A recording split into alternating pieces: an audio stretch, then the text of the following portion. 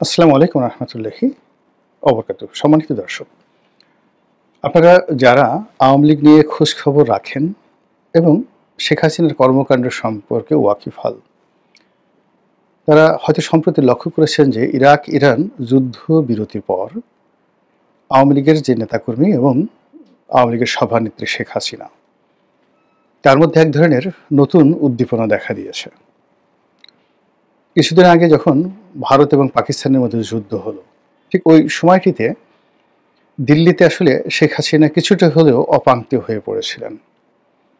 এর কারণ হলো দিল্লির যে ব্লকটি শেখ হাসিনার পক্ষে সবসময় সোচ্চার, এমনকি তার ব্যাপারে কংগ্রেস, তৃণমূল কংগ্রেস মানে মমতা ব্যানার্জি, তারা সবাই ঐক্যমত্য।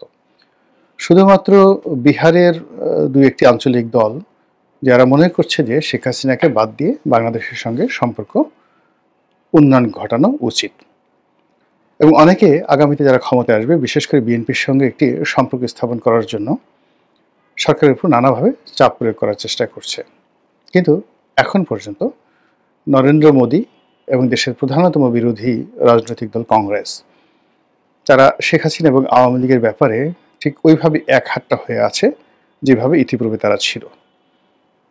ইতিমধ্যে বাংলাদেশের সঙ্গে তাদের যে দ্বিপাক্ষিক সম্পর্ক, সেই সম্পর্কের জায়গাটিতে যে অর্থনৈতিক লেনদেন রয়েছে সেখানে ব্যাপক ঘাটতি লক্ষ্য করা যাচ্ছে। বাংলাদেশ ক্ষতিগ্রস্ত হচ্ছে, তার সঙ্গে সঙ্গে ভারতও ক্ষতিগ্রস্ত হচ্ছে, এবং সারা দুনিয়াতে ভারতের যে ব্যবসা বাণিজ্যে হুমকির মুখে পড়েছে, সেক্ষেত্রে বাংলাদেশের ব্যবসা বাণিজ্যের যে দ্বারটি, এটি নতুন করে আবার উন্মোচন হওয়া তাদের জন্য রীতিমতো জীবন মরণ সমস্যা। তো এরকম একটা বিষয় নিয়ে যখন দ্বিধাগ্রস্ততা চলছে, ঠিক সেই সময়টিতে ভারত এবং পাকিস্তানের যুদ্ধ শুরু হয়ে গেল। তখন শেখ হাসিনার দিকে মনোযোগ দেওয়ার মতো অবস্থা দিল্লির রাজনীতিবিদদের ছিল না, এবং সেই রেশ শেষ হতে না হতেই আবার ইরান এবং ইসরায়েলের যুদ্ধ শুরু হয়ে গেল। এবং এই সময়টিতে ইরানের এবং ইসরায়েলের যুদ্ধের কারণে ভারত দ্বিমুখী, না ঠিক দ্বিমুখী না, এটাকে চতুর্মুখী চাপে পড়ল। চতুর্মুখী চাপ একে বলছি, এর কারণ হলো যে বাংলাদেশের রাজনীতিতে বিএনপি এবং আওয়ামী লীগ, ভারত এবং পাকিস্তান, তাদের যে গুরুত্ব, এই গুরুত্বটা বুঝতে হলে আপনাকে ভূতাত্ত্বিক রাজনীতি বা ভৌগোলিক রাজনীতি এটা বুঝতে হবে। যখন ইসরায়েল এবং ইরানের যুদ্ধ হলো, এখানে ভারতের জন্য সবচেয়ে বিস্ফোরক হলো যে তাদের ইসরায়েলে ব্যাপক বিনিয়োগ রয়েছে, আবার একই সঙ্গে ইরানেও তাদের ব্যাপক বিনিয়োগ রয়ে গেছে, বন্দর থেকে শুরু করে অবকাঠামো খাতে। এবং দুই দেশেই তারা এই ভারতের যারা নাগরিক, তারা ব্যাপক হারে সেখানে ব্যবসা করেন, চাকরি বাকরি করেন। যে হাইফা বন্দরটি ইরান ধ্বংস করে দিয়েছে, এটি মূলত আদানি গ্রুপের পরিচালনাধীন একটি বন্দর। Billion billion dollar Adani group এখানে বিনিয়োগ করেছে, এবং এই টাকা সাধারণ ভারতীয়দের টাকা, অর্থাৎ তারা ভারতের যে স্টক এক্সচেঞ্জগুলো আছে সেখান থেকে এই হাইফা বন্দরের নামে টাকা উত্তোলন করে সেই টাকা বিনিয়োগ করেছে। একইভাবে ইরানেরও একটা বন্দর তারা পরিচালনা করছে। এছাড়া ইরানের অনেকগুলো পাইপলাইন, মানে তেলের পাইপলাইন থেকে শুরু করে অবকাঠামো নির্মাণে তাদের বিশাল বিনিয়োগ রয়েছে। আর এটা তারা করে বাট্টা পদ্ধতিতে, অর্থাৎ আমেরিকার রক্তচক্ষু উপেক্ষা করেও তারা ইরান এবং রাশিয়ার সঙ্গে তেল বাণিজ্য, গ্যাস বাণিজ্য চালু রেখেছে। তো যখন এই যুদ্ধ শুরু হলো, তখন ইরানেও তারা মার খাচ্ছিল, আর ইসরায়েলও তারা মার খাচ্ছিল। এবং ভারতীয়দেরকে ইসরায়েলের সন্দেহের চোখে দেখতো এই কারণে যে তারা হয়তো ইসরায়েলের গোপন তথ্য ইরানে পাচার করছে। আর ইরানে যে সকল ভারতীয় কাজ করত, তাদেরকে সন্দেহ শুধু নয়, তাদেরকে রীতিমতো ধাওয়ার উপর রেখেছিল ইরানের সাধারণ জনগণ। তো এই যে একটা অবস্থা, সেই অবস্থা দ্বিমুখী, মানে ওখানে তারা ধরা খেলো, এখানে তারা ধরা খেলো। দ্বিতীয়ত এই যুদ্ধে ইরানের পক্ষে সরাসরি আফগানিস্তান এবং পাকিস্তান তারা দাঁড়িয়ে গেছে।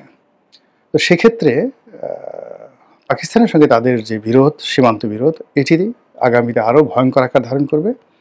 আর ইতিমধ্যে আফগানিস্তানের নতুন সরকার, অর্থাৎ তালেবান সরকারের সঙ্গে একটা সমঝোতামূলক চুক্তি করে তারাও সেখানে কিছু বিনিয়োগ করার জন্য চেষ্টা করে যাচ্ছিল এবং ইতিমধ্যে হয়তো কিছু বিনিয়োগ তারা করে ফেলেছে। কিন্তু ইরান এবং ইসরায়েলের যখন যুদ্ধ শুরু হয়ে গেল তখন এই আফগানিস্তানের এই যুদ্ধটি মানে আফগানিস্তানেও ইরানের এই যুদ্ধটি ইসরায়েলের যুদ্ধটি এসে আশ্রয়ে পড়ার উপক্রম হলো। অন্যদিকে তাদের যে দীর্ঘদিনের বন্ধু রাশিয়া, সে রাশিয়াও এখানে জড়িয়ে গেছে। ফলে দেখুন এই যে চতুর্মুখী যে তাদের বিপদ এবং বিপত্তি, সেই বিপদ এবং বিপত্তির মধ্যে আওয়ামী লীগকে নিয়ে, বাংলাদেশকে নিয়ে বা শেখ হাসিনাকে নিয়ে গণনা করার সময় তাদের ছিল না। ফলে ওই সময়টিতে বরং উল্টো কথাবার্তা হচ্ছিল যে কলকাতা থেকে তাদেরকে তাড়িয়ে দেওয়া হবে, দিল্লি থেকে তাদেরকে তাড়িয়ে দেওয়া হবে এবং অনেকগুলো ভারতীয় মিডিয়া তার সঙ্গে সম্পৃক্ত বাংলাদেশে যারা রয়েছেন তাদের মধ্যেও এক ধরনের এরকম একটা প্রচারণা তারা চালাচ্ছিল যে এই মুহূর্তে দিল্লির নিকট শেখ হাসিনা এবং আওয়ামী লীগের লোকজন রীতিমতো বোঝায় পরিণত হয়েছে।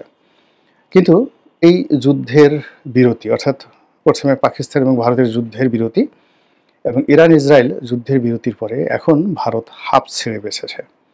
এবং অবাক করার বিষয় হলো যে এই যুদ্ধের সময় তাদের যে ক্ষয়ক্ষতি হয়েছিল, এখন যদি এই যুদ্ধ বিরতিটি কন্টিনিউয়াস থাকে, চলমান থাকে এবং দীর্ঘমেয়াদে হয়, তাহলে ইরান এবং যাকে বলা হয় ইসরায়েলে যে অবকাঠামোগত ক্ষয়ক্ষতি হয়েছে এগুলো বিনির্মাণে, পুনর্নির্মাণে, বিনিয়োগ এবং শ্রম বাজারে শ্রমশক্তি দিয়ে সাহায্য করার জন্য পৃথিবীর একমাত্র রাষ্ট্র ভারত, বাংলাদেশ নয়। অর্থাৎ এখন ধরুন ইরানের অবকাঠামো নির্মাণে যদি ঋণ দিতে হয় তাহলে কেবলমাত্র ভারত দিতে পারে।